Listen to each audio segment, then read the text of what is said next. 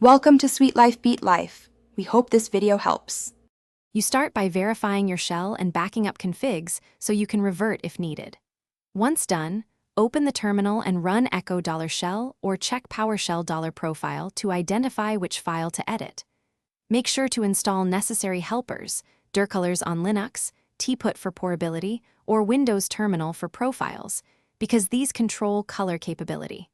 Now create a backup copy of the relevant config, and then open that file in your editor so you can insert color settings safely and incrementally.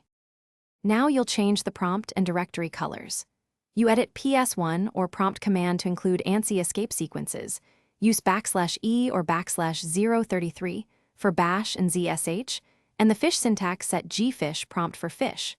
Then generate or tweak a dircolors/lscolors file to control ls output, and test with lscolor equals auto to confirm.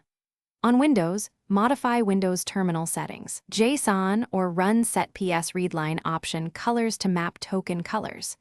Make small changes, save and source, or reload the shell to preview results.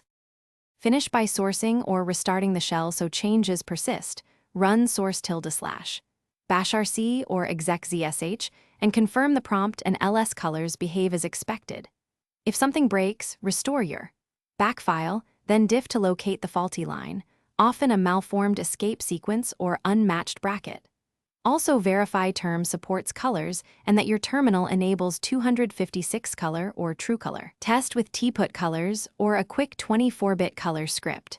If fonts or glyphs misrender, switch to a monospace font with powerline support to fix prompt symbols. Thanks for watching. Consider subscribing if we helped you.